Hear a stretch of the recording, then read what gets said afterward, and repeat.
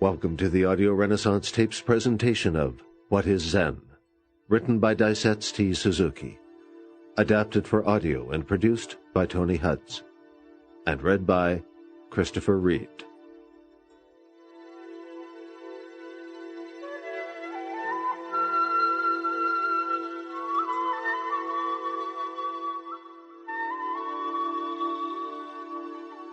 Before beginning, I wish to make a brief personal comment on the author and the text.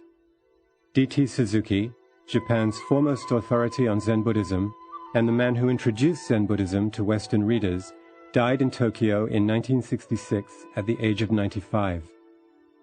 Zen and Japanese Culture, the work from which this program is drawn, consists primarily of a series of lectures Suzuki delivered during the 1930s in England and the United States, and should be viewed in its historical context.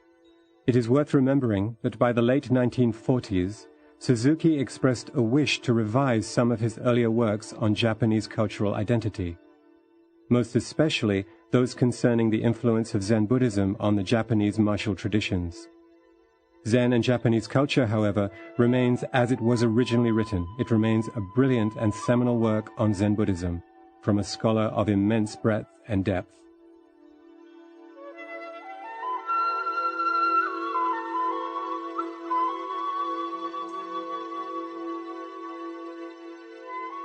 Before I proceed to discuss the influence of Zen on Japanese culture, I must explain something of what Zen is.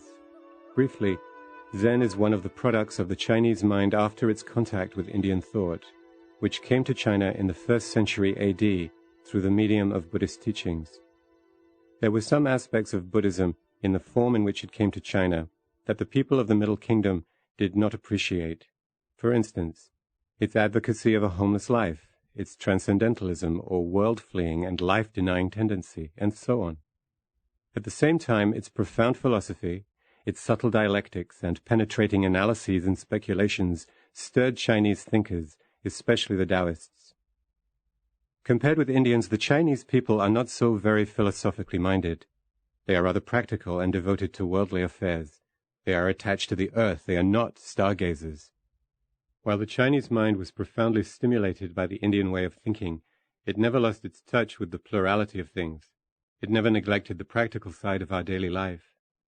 This national or racial psychological idiosyncrasy brought about the transformation of Indian Buddhism into Zen Buddhism. One of the first things Zen accomplished in China as soon as it had gathered its forces and was strong enough to stand by itself was to establish a special form of monasticism quite distinct from the older kind of monkish living. The Zen monastery became a self-governing body divided into so many departments, each of which had its own office to serve the community. A noteworthy feature of this institution was the principle of complete democracy. While the elders were naturally respected, all members were equally to engage in manual labor such as gathering fuel, cultivating the land, and picking tea leaves. In this even the master himself joined, and while working with his brotherhood, he guided them to the proper understanding of Zen.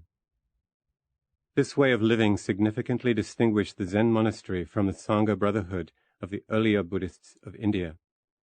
The Zen monks were not only democratic, they were willing to employ themselves in all the practical ways of life.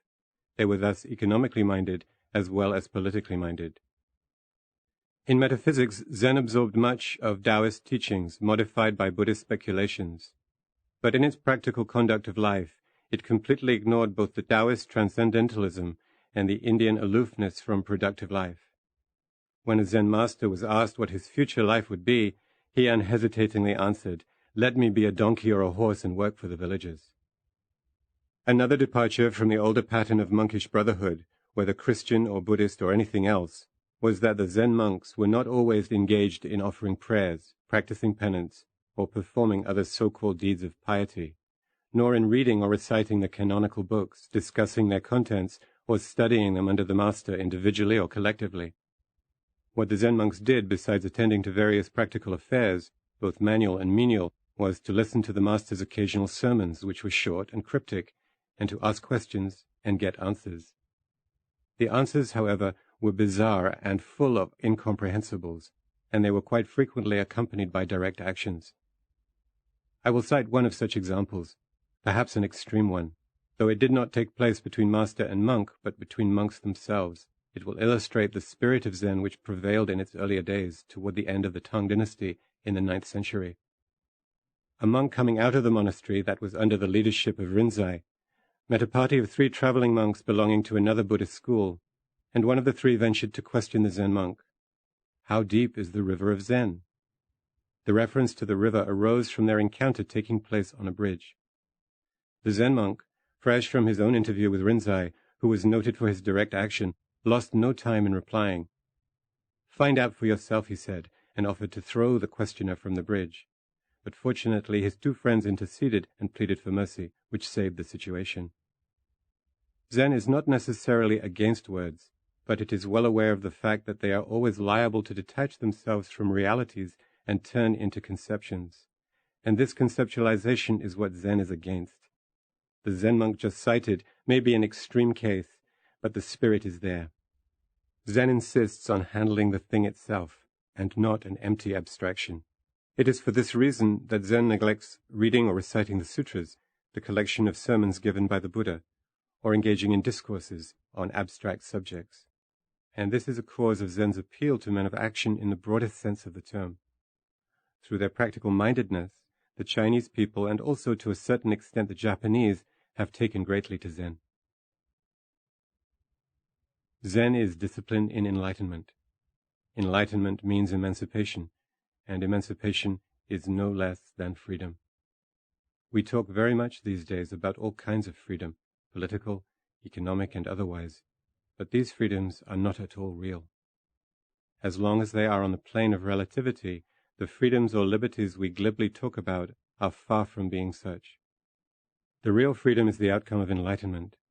When someone realizes this, in whatever situation they may find themselves, they are always free in their inner life. Zen is the religion of Jiyu, or self-reliance, and Jizai, self-being. Enlightenment occupies the central point of teaching in all schools of Buddhism, Hinayana and Mahayana, self-power and other power, the holy path and the pure land, because the Buddha's teachings all start from his enlightenment experience about 2,500 years ago in the northern part of India. Every Buddhist is, therefore, expected to receive enlightenment either in this world or in one of his future lives. Without enlightenment, either already realized or to be realized somehow and sometime and somewhere, there will be no Buddhism. Zen is no exception. In fact, it is Zen that makes most of enlightenment, or Satori, called Wu in Chinese. To realize Satori, Zen opens for us 2 ways in general, verbal and actional. First, Zen verbalism is quite characteristic of Zen, though it is so completely differentiated from the philosophy of linguistics or dialectics that it may not be correct to apply the term verbalism to Zen at all.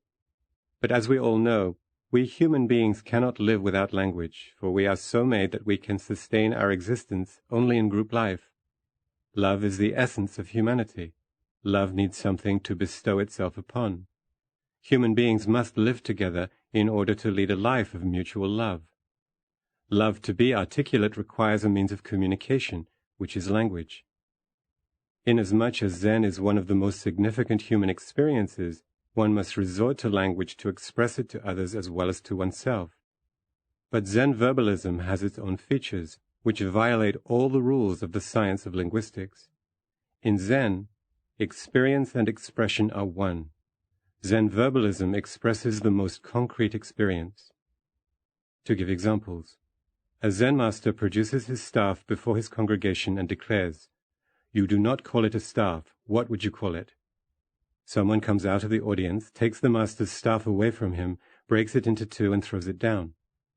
All this is the outcome of the master's illogical announcement. Another master, holding up his staff, says, "If you have one, I give you mine. If you have none, I will take it away from you." There is no rationalism in this. Still another master once gave this sermon, "When you know what this staff is, you know all. You have finished the study of Zen." Without further remark, he left the hall. This is what I call Zen verbalism. The philosophy of Zen comes out of it. The philosophy, however, is not concerned to elucidate all these verbal riddles, but to reach the mind itself, which, as it were, exudes or secretes them as naturally, as inevitably, as the clouds rise from the mountain peaks. What concerns us here is not the substance thus exuded or secreted, that is, words or language, but as something hovering around there, though we cannot exactly locate it and say here. To call it the mind is far from the fact of experience. It is an unnameable X. It is no abstraction. It is concrete enough and direct, as the eye sees the sun is, but it is not to be subsumed in the categories of linguistics.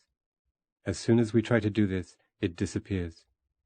The Buddhists, therefore, call it the unattainable, the ungraspable. It is for this reason that a staff is a staff and at the same time not a staff, or that a staff is a staff just because it is not a staff. The word is not to be detached from the thing, or the fact, or the experience. The Zen masters have the saying, "Examine the living words and not the dead ones." The dead ones are those that no longer pass directly and concretely and intimately on to the experience. They are conceptualized. They are cut off from the living roots. They have ceased then to stir up my being from within, from itself. They are no more what the masters would call the one word, which when understood leads immediately to the understanding of hundreds of thousands of other words or statements given by the Zen masters. Zen verbalism deals with these living words. The second disciplinary approach to the experience of enlightenment is actional. In a sense, verbalism is also actional as long as it is concrete and personal, but in the actional, what we call the body, according to our sense testimony, is involved. When Rinzai was asked what the essence of Buddhist teaching was, he came right down from his seat and, taking hold of the questioner by the front of his robe, slapped his face and then let him go. The questioner stood there stupefied. The bystanders remarked, "Why don't you bow?" This woke him from his reverie, and when he was about to make a bow to the master, he had his satori. When Baso, a teacher of the 8th century, took a walk with Hyakujo, one of his attendant monks, he noticed the wild geese flying. He asked, "Where are they flying?" Hyakujo answered, "They are already flown away." Baso turned around and, taking hold of Hyakujo's nose, gave it a twist. Hyakujo cried out, "Oh, master, it hurts!" "Who says they are flown away?" was the master's retort. This made Hyakujo realize that the master was not talking at all about the conceptualized geese disappearing far away in the clouds. The master's purpose was to call Hyakujo's attention to the living goose that moves along with Hyakujo himself, not outside but within his person. This person is Rinzai's true man in all nakedness, going in and out through your senses. I wonder if this is that third man, often referred to by some modern writers as walking beside you, or on the other side of you, or behind you. For example, in T.S. Eliot's The Wasteland, he gives this description of the anguish of the apostles after Calvary. "Who is the third who walks always beside you? When I count, there are only you and I together. But when I look ahead up the white road, there is always another one walking beside you, gliding wrapped in a brown mantle, hooded. I do not know whether a man or a woman. But who is that on the other side of you?" We may say this is a practical lesson, teaching by action, learning by doing. There is something like it in the actional approach to enlightenment. But a direct action in Zen has another meaning. There is a deeper purpose which consists in awakening in the disciple's mind a certain consciousness that is attuned to the pulsation of reality. The following story is in a somewhat different vein. It simply illustrates how important it is to grasp a trick by going through a practical situation oneself without any outside aid. It exemplifies the pedagogic methodology of Zen's spirit of self-reliance. This is in perfect accord with the teaching of the Buddha. Do not rely on others, nor on the reading of the sutras and shastras. Be your own lamp. Goso Hoyen, an 11th century teacher of the Sung dynasty, tells us the following to illustrate the Zen spirit that goes beyond intellect, logic, and verbalism. If people ask me what Zen is like, I will say that it is like learning the art of burglary. The son of a burglar saw his father growing older and thought, If he is unable to carry on his profession, who will be the breadwinner of the family except myself? I must learn the trade. He intimated the idea to his father, who approved of it. One night the father took the son to a big house, broke through the fence, entered the house, and opening one of the large chests, told the son to go in and pick out the clothing. As soon as the son got into it, the father dropped the lid and securely applied the lock. The father now came out to the courtyard and loudly knocked at the door, waking up the whole family. Then he quietly slipped away by the hole in the fence. The residents got excited and lighted candles, but they found that the burglar had already gone. The son, who had remained all the time securely confined in the chest, thought of his cruel father. He was greatly mortified. Then a fine idea flashed upon him. He made a noise like the gnawing of a rat. The family told the maid to take a candle and examine the chest. When the lid was unlocked, out came the prisoner, who blew out the light, pushed away the maid, and fled. The people ran after him. Noticing a well by the road, he picked up a large stone and threw it into the water. The pursuers all gathered round the well, trying to find the burglar drowning himself in the dark hole. In the meantime, he went safely back to his father's house. He blamed his father deeply for his narrow escape. Said the father, "Be not offended, son. Just tell me how you got out of it." When the son told him all about his adventures, the father remarked, "There you are. You have learned the art." The idea of the story is to demonstrate the futility of verbal instruction and conceptual presentation as far as the experience of enlightenment is concerned. Satori must be the outgrowth of one's inner life, and not a verbal implantation brought from the outside. There is a famous saying given by one of the earlier masters of the Tang dynasty, which declares that the Tao is no more than one's everyday life experience. When the master was asked what he meant by this, he replied, "When you are hungry, you eat.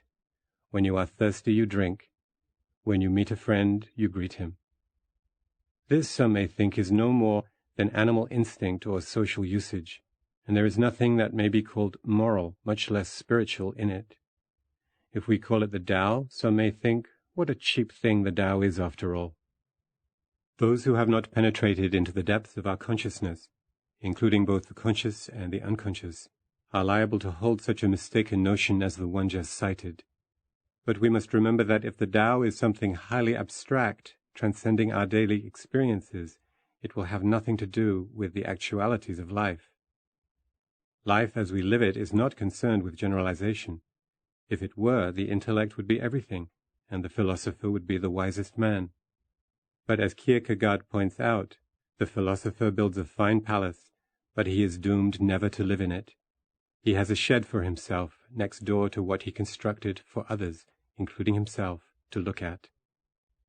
Mencius says, "The Tao is near, and people seek it far away." This means that the Tao is our everyday life itself.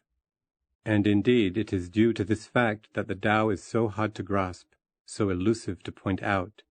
How elusive, how ungraspable. The Tao that can be at all predicated is not the Tao of always so-ness, or Chang Tao. The Tao is really very much more than mere animal instinct and social usage, though those elements are also included in it.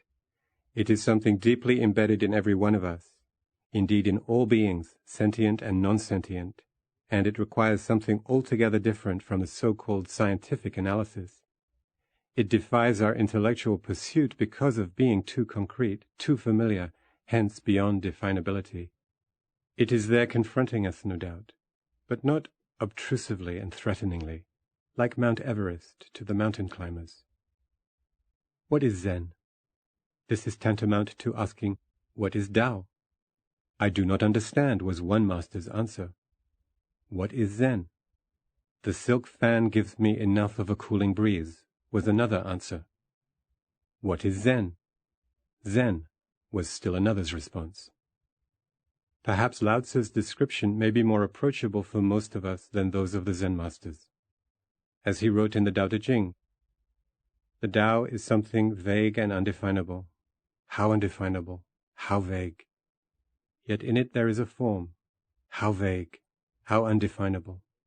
Yet in it there is a thing. How obscure, how deep! Yet in it there is a substance.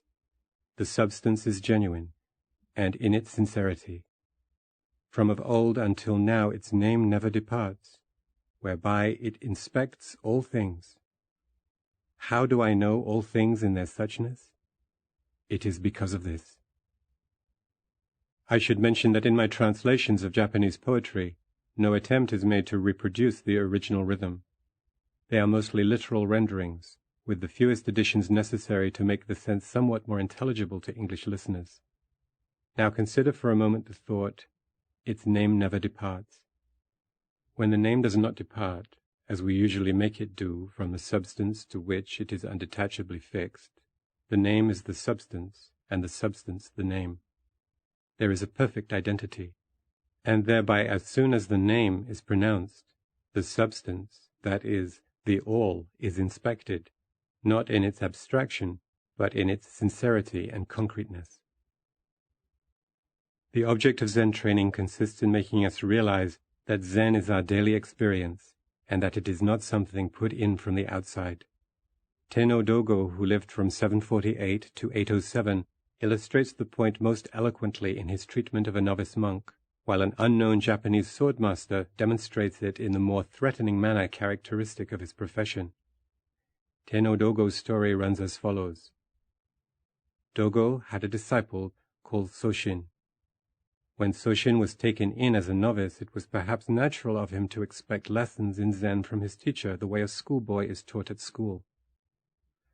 But Dogo gave him no special lessons on the subject, and this bewildered and disappointed Soshin.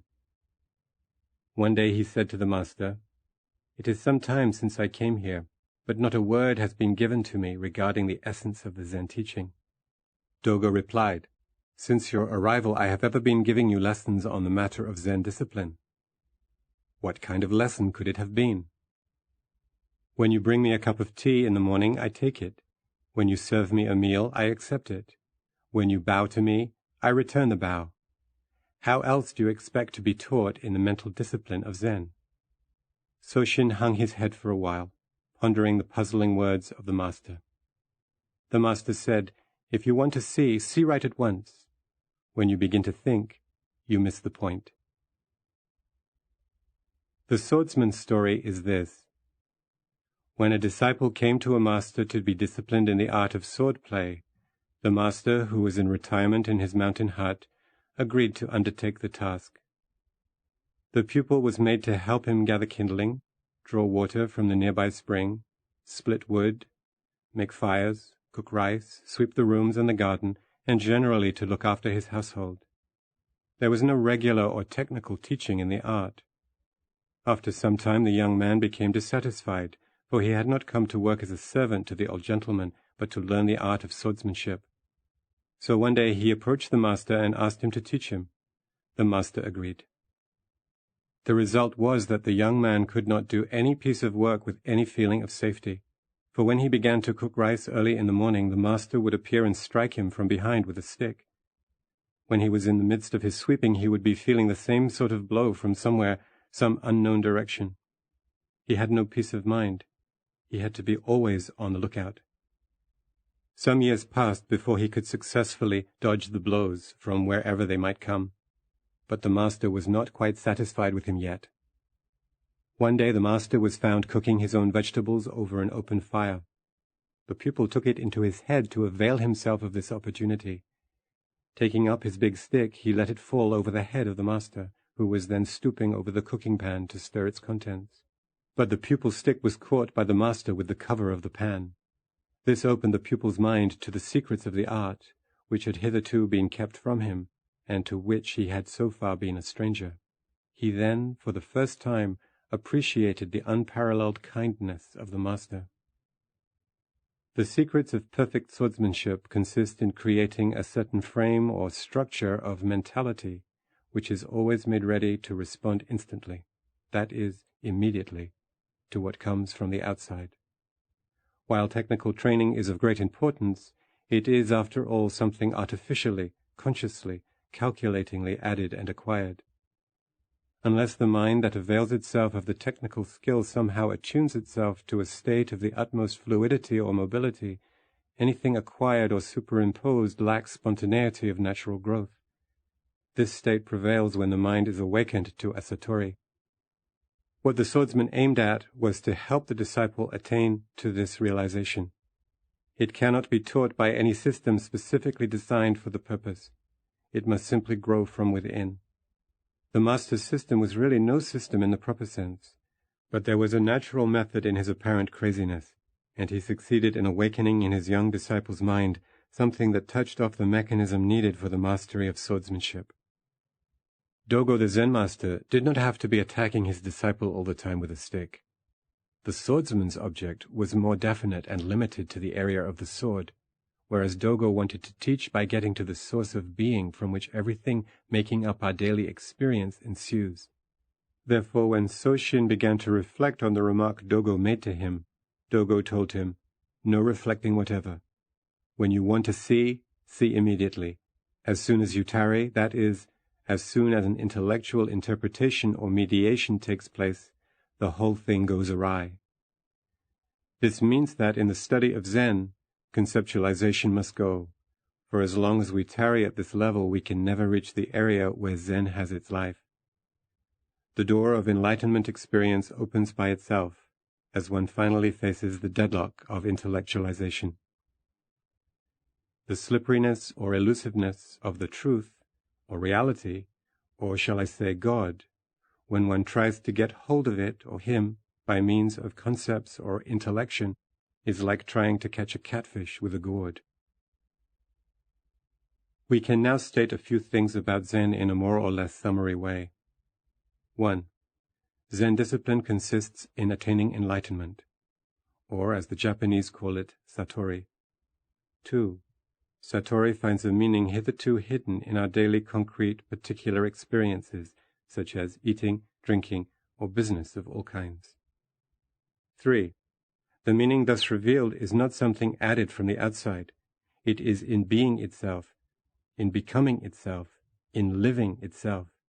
This is called in Japanese a life of kono mama, or sono mama. Kono is this, sono that, and mama means as it isness. Kono or sono mama means the isness of a thing, reality in its isness.